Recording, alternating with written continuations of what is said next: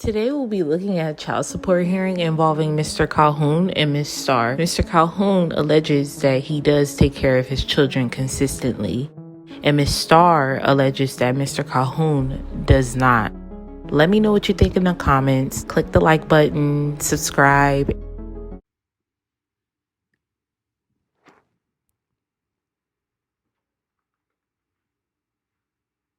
See, Ms. Sharonda Starr and Mr. Calhoun. Here.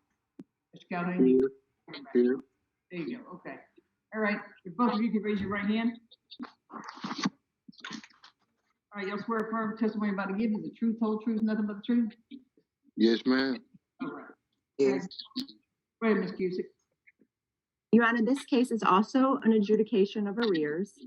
The non-custodial parent did not appear for the in-office settlement, and the custodial parent did appear for that settlement back in January. If I could please have the agent give us our numbers.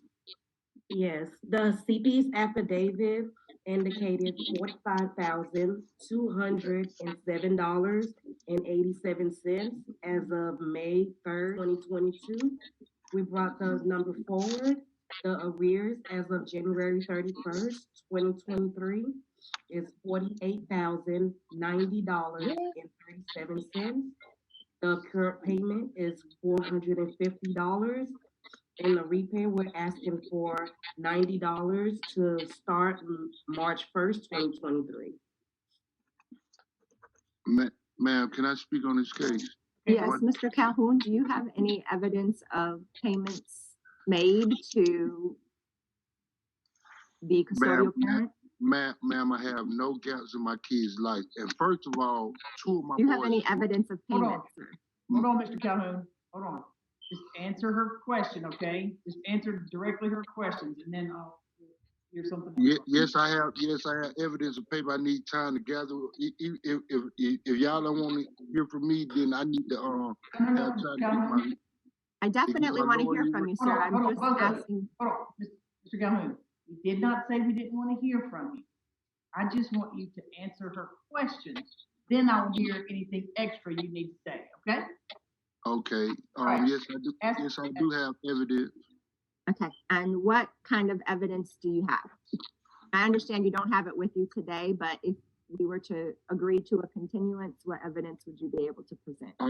I just had to go back and find receipts. I sent cash outs. It's a lot of ways I send money.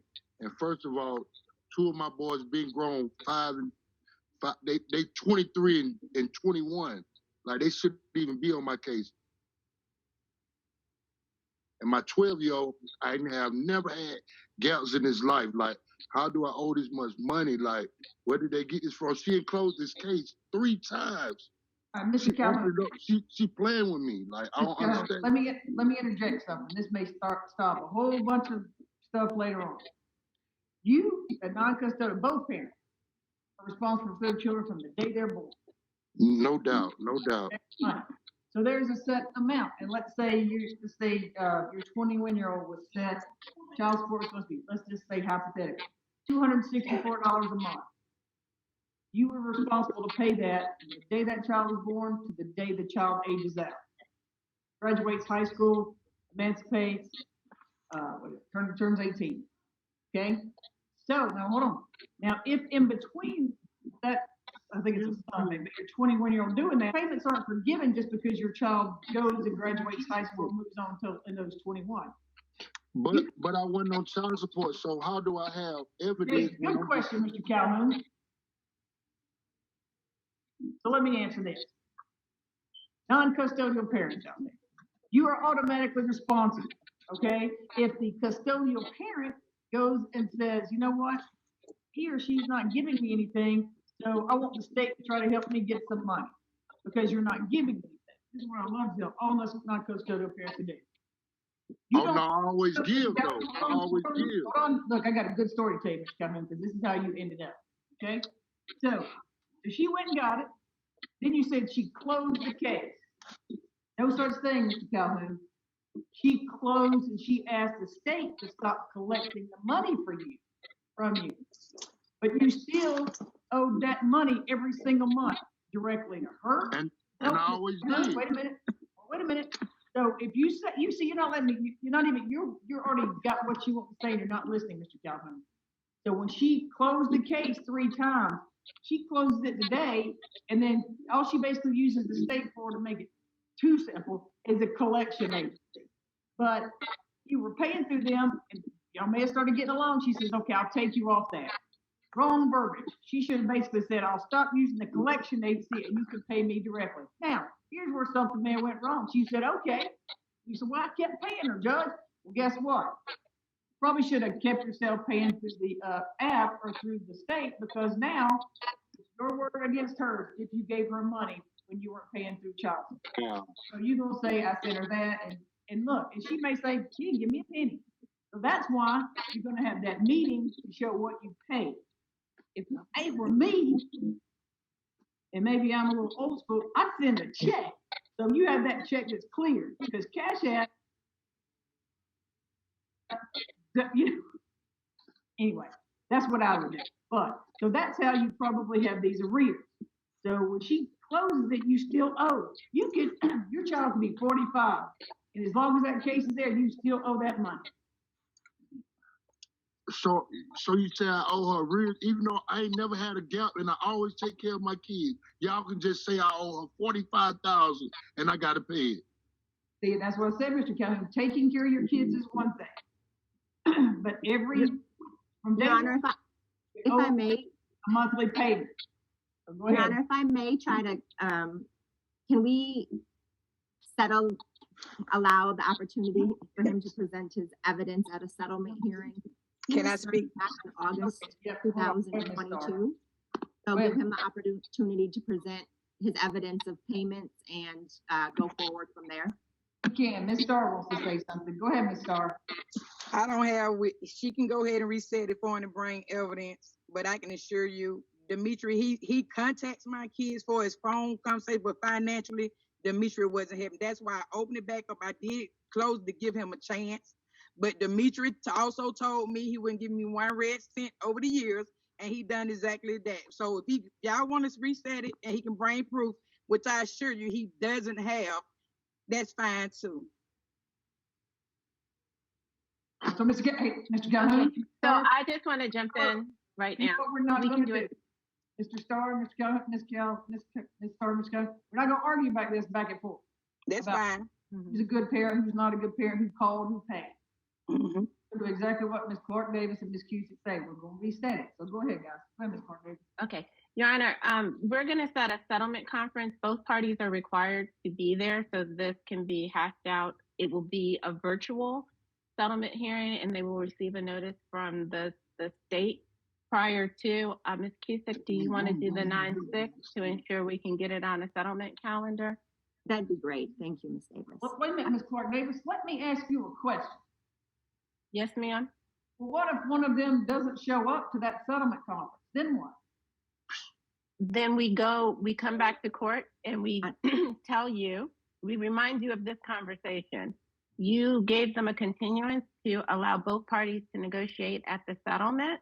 And one party did not show up, and therefore we can only go on what we have to present to the court. So then is the court going to want to go forward because they didn't, you're going to ask me to go forward, right? They had a chance to settle and they didn't. You're going to say, yes. That makes sense to me. I hope y'all understand that. And Mr. Calhoun, there is an email in the chat. If you can please send all of your proof of payments that you've made over the years. You owe $450 every month since the original order was issued until the child emancipates at 18. So go through your payment history, send them over to our office prior to court so that your settlement hearing will be productive, okay? So that we can do all that documentation. And the first Zoom call, I was trying to be available. I made a call to the child support office. They said they didn't have the email on me, but I had gave them my email. Okay. And I asked her to give me the link to get online. She would not give it. Okay, well, we're going to give you another opportunity. So you'll be set. You'll have the opportunity to get all of your records together. You'll present them to us and to Ms. Starr for review. And what do I need to do to get visitation rights for my son? Like, Mr. Calhoun, you're not even letting her finish talking. I'm sorry, ma'am. I'm sorry, ma'am. I'm sorry. It's okay, Mr. Calhoun. I'm just explaining to you the process so that you have the best opportunity to present your evidence. So collect all of your evidence. Proof of payments is all we need. This is all this court is about, how much you've paid to Ms. Starr over the years. Ms. Starr will have the opportunity to review that and refute it or agree to it at the settlement hearing. Ms. Cusick, let me ask you, Ms. Davis, a question. Yes, sir. So how about he brings in like receipts where he's bought his kids shoes or clothes? Is that what y'all want to see? We want to see child support payments. If there are So direct payments to not Ms. where he Starr, went to the mall and bought the kids clothes. You don't want to see that. Is that child support? it is not child support, Your What Honor. about when he took them out to eat lunch? That's child support? No, Your Honor. That's being a father, Your Honor. Yeah. What do I need to do to? I need a lawyer on this case because we always get. Man, Mr. Calhoun, you can definitely get a lawyer. I definitely that is absolutely your option. I definitely. I want a lawyer, and I want a jury.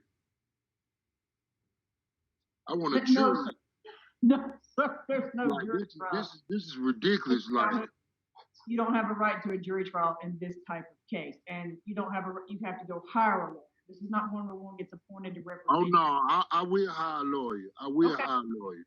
And take that lawyer with your proof of payments to that settlement conference, and maybe that will help, because there's no jury trial in these cases. Ms. Clark Davis, go ahead. Your Honor, I sent a direct message to Mr. Calhoun asking, asking him for his email address so that I can make sure that it gets to the right sources. He can also, when he sends his information to Court 120, if he doesn't see the message to me, we'll have his email address, and that will be the one that we use going forward.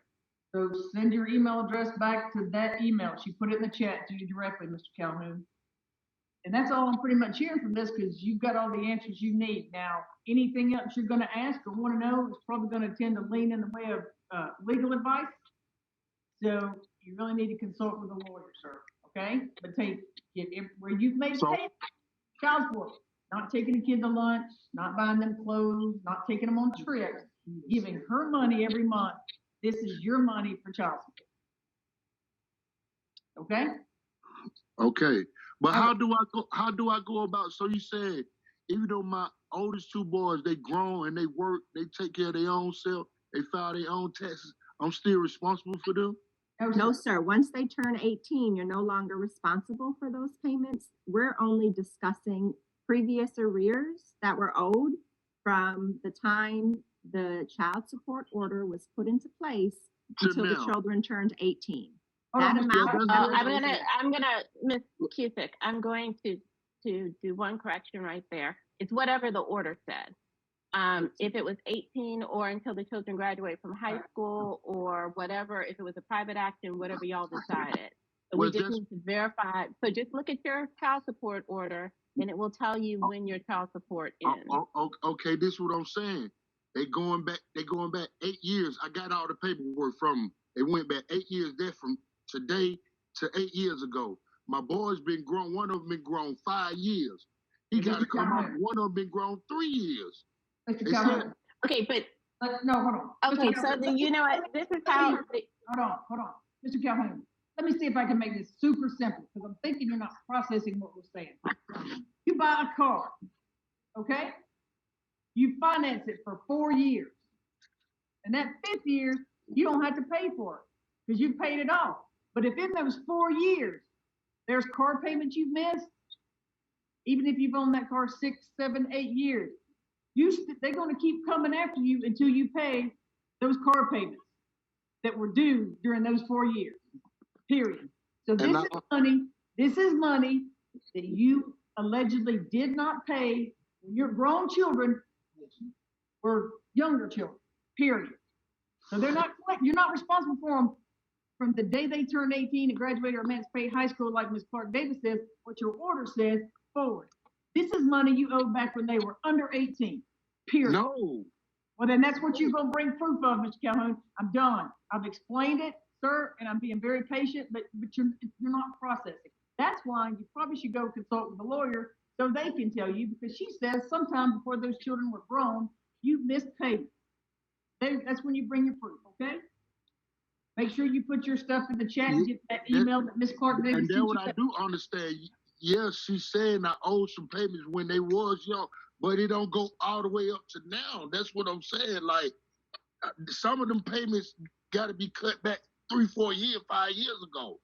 That's what I'm saying. Like, I know she's saying, like, she just opened this case back up, and she said I owe 8 years. Like, I ain't gave her nothing, which is not true. And part of the 8 years, my boys was grown. So I ain't saying like I ain't saying like since they 18 and up, like How no, much I'm was talking monthly about payment, Ms. Clark Davis?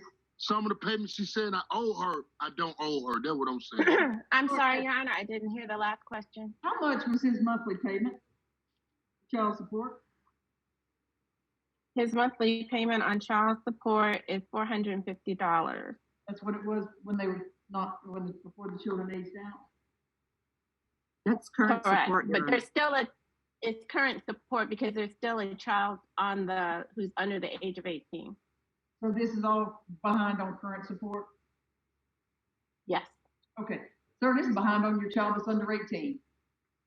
So bring proof. That's all I can tell you, Mr. Scott. That's it, Mr. Scott. I can't explain it anymore. So if you owe arrears, you owe arrears. If you haven't been paying that $450 a month every single month to her, even if she closed that case, then you're behind.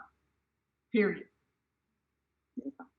So I tell people when they close a case, you still better pay it. I tell non-custodial payments, go back up there to that child support office and say, don't close it, because I want proof that I paid it. And here's the thing, Mr. Scott, see, I've muted you because you keep interrupting. And the thing is, when she calls you and she says, little Johnny needs shoes, you know what you can say to her, Mr. Calhoun? I'm giving you $450 a month. Go buy little Johnny shoes with that, because it's for food, shelter, and clothing.